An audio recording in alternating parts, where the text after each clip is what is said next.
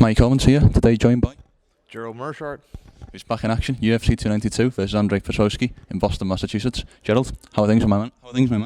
I'm doing great, man. How you been, Mike? I'm very well. It's been a long day. We've had a lot of camera troubles trying to get this, and Gerald's cutting weight, and I just feel so embarrassed. But thank you for giving me your time. How has this training camp been, and how has fight week been so far? It's been good. I arrived late. I got in today. My flight was delayed last night and kept getting pushed back, so luckily I landed this morning. But, I'm professional. Weight's on point. I still feel good, and, we're finally here, and I'm ready to go. I love it. What do you make of your opponent, Petroski? He's tough. He's on a good win streak, so his confidence is growing. I think stylistically we match up really well for me and for an exciting fight. We're both known to be grapplers. He's a little more on the wrestler side. I'm a little more on the jiu-jitsu side. But generally, when you have two grapplers, the fight goes mostly on the feet. And I know fans love that, so it's going to be a lot of fun. 100%. What have you made of his overall run? Because to my knowledge, he's undefeated in the UFC currently, but there has been some. I think there was a split in there. I know there was a couple of quick finishes. What have you made of his overall run? Has he impressed you, or do you look at it with potential openings to exploit? I don't try to make too much of whether or not he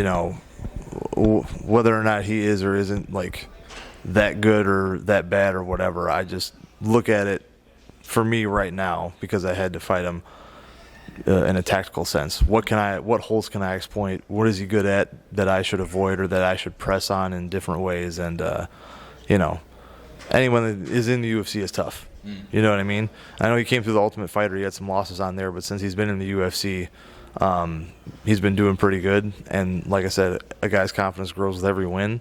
And I expect the best version of him that has ever stepped in the octagon. So I think that's awesome for me, but not looking past him, but I'm just trying to see the best way to beat him when I watch this film.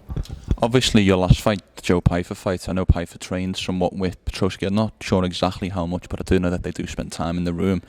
Is that a potential disadvantage that you've got a guy who's got that insider knowledge of having fought you previously? Not really, because not much happened in that fight. I got caught a good punch, and we moved around a little bit, and that was about it. So there's not much he can really tell him. We had a grappling match too, me and Pyfer, but that was,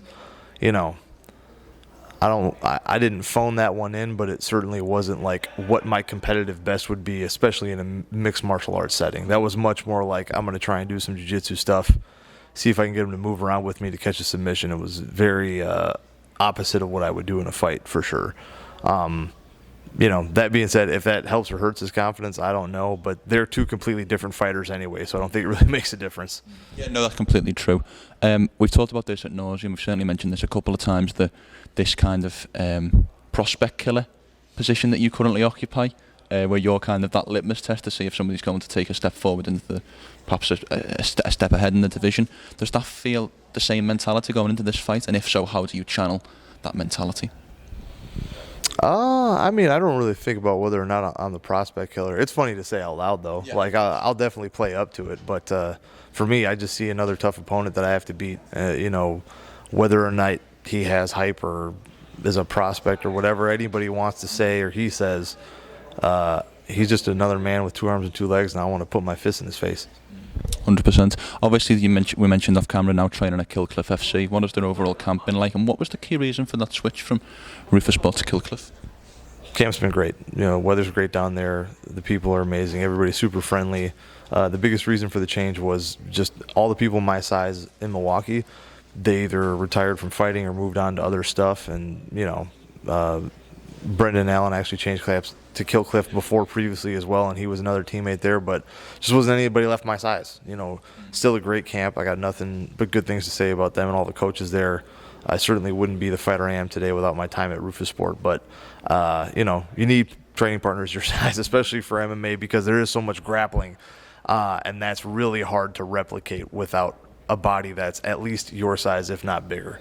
I always say that there's certain gyms that kind of occupy a key divisional strength. So Killcliff really feels like that strength is at 170 and 185. How important has it been to get those bodies and also to get new looks? Because the guys potentially in the Killcliff gym might have skills that you maybe haven't seen or certainly haven't seen too much. It's been great because, no matter what, I've seen a lot. I got a lot of fights. But for sure, it's like it's brand new people, right? So everyone's going to have something a little bit different than the next guy. You know, it's not like you fight one jiu-jitsu guy or one kickboxer and they're all the same. Everybody's got something unique they bring to the table. And certainly with, you know, a talented roster like Killcliff has, there's a lot of things that like will help me develop as a fighter. That being said, I'm also helping teaching the grappling down there.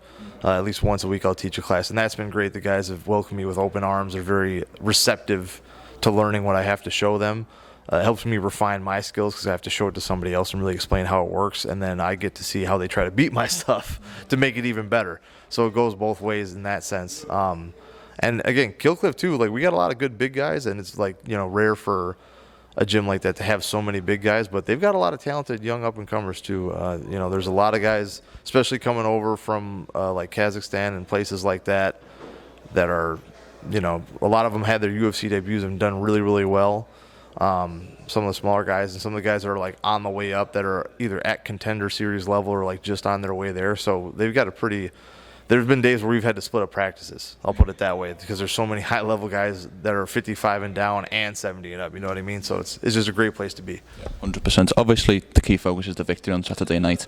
But past that, past the W, what are you looking to get out of this fight? Whether it be something you want to prove to yourself, something that you want to announce to the world. What is the key goal past the W on Saturday night? Just a good performance. Just performing as best as I possibly can, having fun out there. You know, I can't control the outcome. Nobody can. If you could control the outcome, you'd be undefeated. You know what I mean? I can do everything that I can do on my end to make sure I work towards my victory and I plan on winning. That being said, you know, it's a roll of the dice. That's why people love watching it, right? Anything can happen. So, but if I can go out there and no matter what, if I perform to my fullest potential, I'll be happy. I love that. Well, last question from me, Gerald, and you can be as detailed or as brief as you like with this one.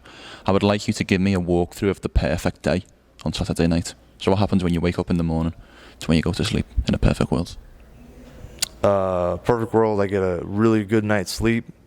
I wake up refreshed and energized, eat plenty for breakfast. The day flies by. I'm at the arena, get the hands wrapped. I feel great in the locker room. I feel great in the walkout. I get in the cage, I'm locked in, I'm ready to have fun. I'm, you know, chomping at the bit to get going. They say fight, we get after it. I put my hands on his face, he falls over. I put my hands up, 2 checks.